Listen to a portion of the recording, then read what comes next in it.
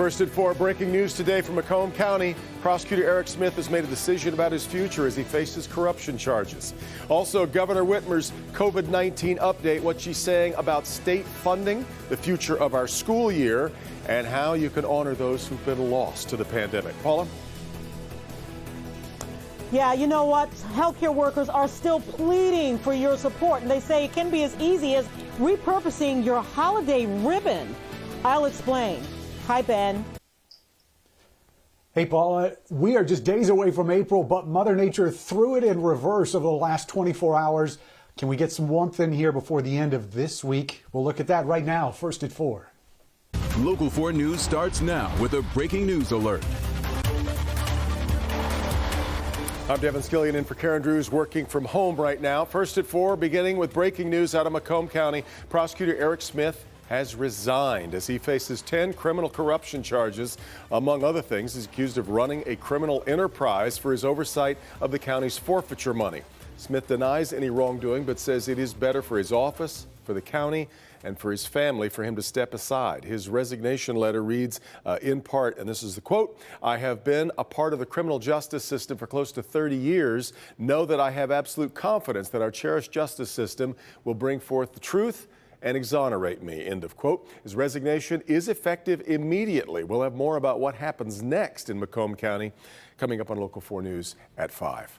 All right, now back to coronavirus and the latest updates. Mayor Duggan just told reporters he feels the city is starting to get a handle on the crisis. There is a lot to discuss, though. First, the number of cases in Michigan has now reached just under 6,500, and we've lost 184 people to the virus.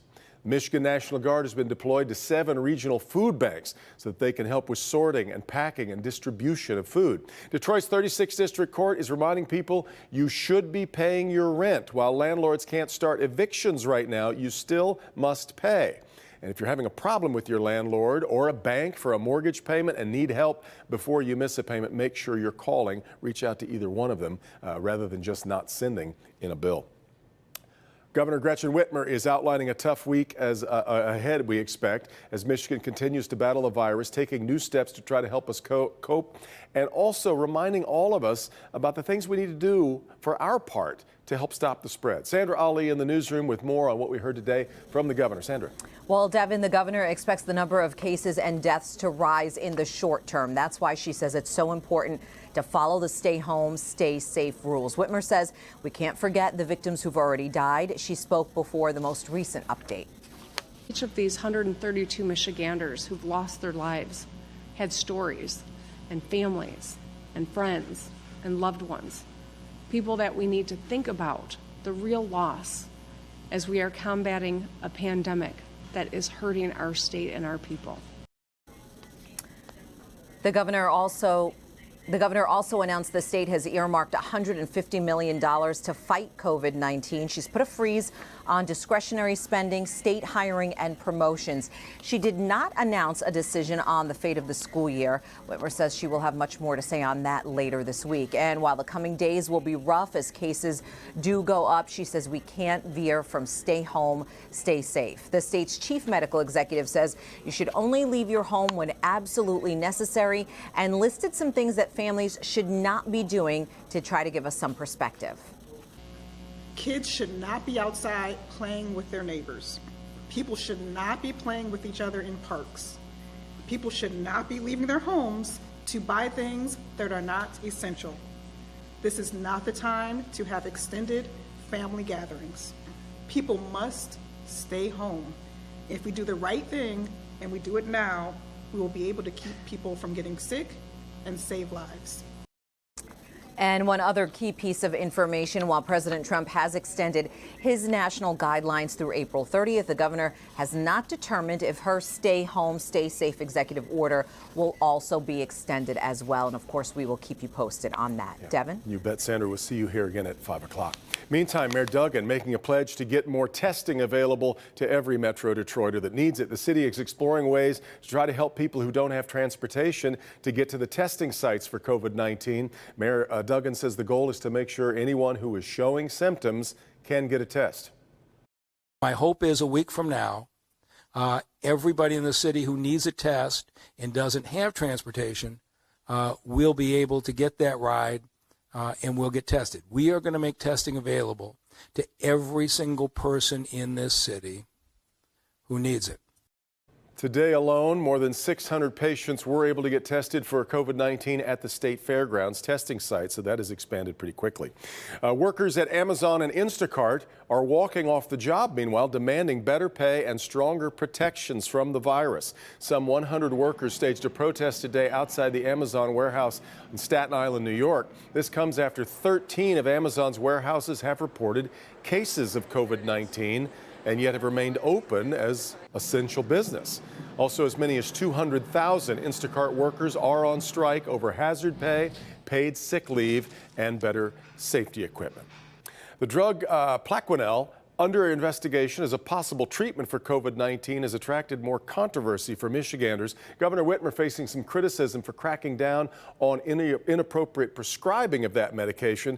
Dr. Frank McGeorge joins us now for a fact check. Frank? As a physician, I received the same notice that went out from the Bureau of Licensing last week. It was a reminder about responsible prescribing of the medication hydroxychloroquine, and it specifically warned against hoarding or stockpiling in particular because this would create shortages for those who have certain autoimmune problems and need the drug. This letter did not prevent appropriate use, although some people seem to have interpreted it that way.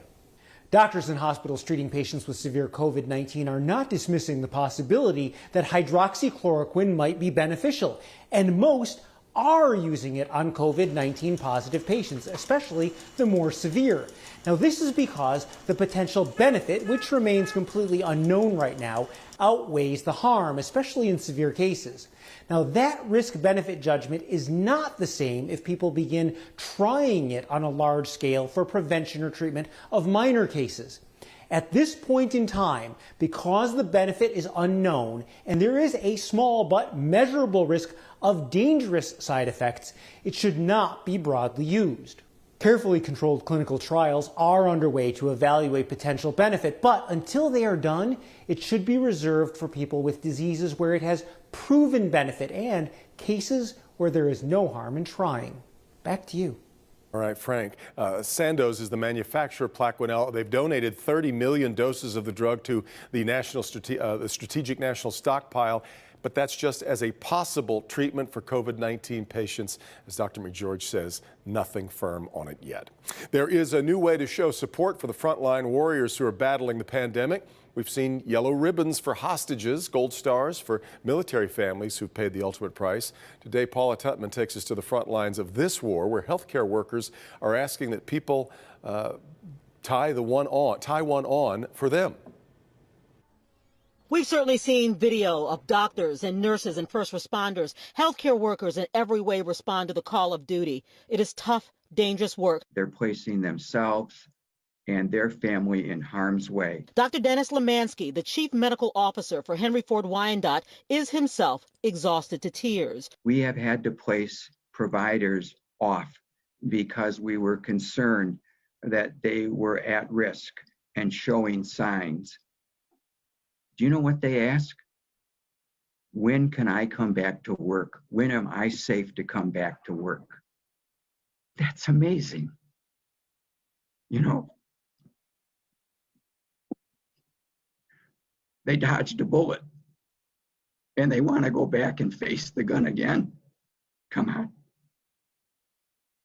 That's what healthcare is all about. In his 40 years as a medical practitioner, he has never seen the pure, concentrated suffering of both patients and healthcare workers who are overwhelmed. And so he's asking for a visible show of support. He's asking that people find white ribbons and tie them anywhere they can. I, along with every member of the healthcare delivery team, are very tired, both physically and emotionally. I felt that by showing a sign of support, the white ribbon might help recharge everybody's battery. And at the Walters home in Grosse Pointe Park, they hear him loud and clear. We put out our white ribbon today to show our support for all of the healthcare workers, the doctors, the nurses, the lab technicians, the janitorial staff, everyone in the hospitals who's putting themselves on the front line every day, that we are thinking about them. I would hope in the very near future that when there are press conferences from Washington, that we see present white ribbons, either on people's lapels, wherever they feel they can display it best. And it would be really neat to see white ribbons in front of the White House. You know, I want to thank the Walters family for shooting that video for us, because as reporters, we too are practicing safe distancing and reporting standards. Listen, you don't have to make a special trip. My husband found these at the local grocery store. So just imagine what it would be like for healthcare workers to drive by and see these posted everywhere so that they know that they are indeed supported. Devin. I love it. It's a great idea, great gesture, and it means a lot to those for whom it's intended. And that's how we roll in Grosse Pointe Park, by the way, Paula. Really great to see there. All right, more coverage ahead here. New at 5, Dr. Frank McGeorge checking on critical supplies like ventilators, hospital beds, and what's known now to most of us as PPE, personal protection equipment. We'll look at where things stand now. Coming up in our 6 o'clock report, as we await a decision from the governor, we do have a progress report on what's next for Michigan schools. We'll have that at 6 o'clock. Weather-wise, rough weekend for thousands of us with high winds, and we had some power outages, but things have calmed down. Let's get to meteorologist Ben. Let's head to Ben's house, who is standing by in proper social distance from here. Ben, how are we doing now? You know, we're cold, Devin. It has been a chilly day, even though a lot of those winds died down from Sunday. It's still pretty brisk out there, especially now that we're seeing a few showers that are on 4 Live radar. Let's see where those are. A lot of those are in the north and west zone, but you can see they're not going to cover a lot of ground. This is not going to be a lot. And considering that parts of the area picked up over 2 inches of rain this weekend, we do not need another drop. The good news is there isn't a drop in the forecast until we get into next weekend. So we'll look at those chances. And when we can finally get some warmer temperatures and some sunshine in here, hopefully it won't be too long. And we'll look at all that coming up for you in just a few minutes. Devin? Ben, we'll talk to you then. Still ahead, though, we can now restart the countdown to the Summer Olympics in Tokyo. It's a lengthy one, but we'll have new information on when the games are scheduled to begin now. Up first, extreme measures in a nation that has been hit so hard by the virus. This water cannon doing something entirely new. We'll explain. Also, what recovery looks like. Another milestone in the city where the virus first appeared. In just a moment. Before we head to break, let's check in on Wall Street today. Stocks pushing ahead almost 700 points on the day, led by big gains for healthcare companies. Perhaps no surprise. Back with more in just a minute on First and 4.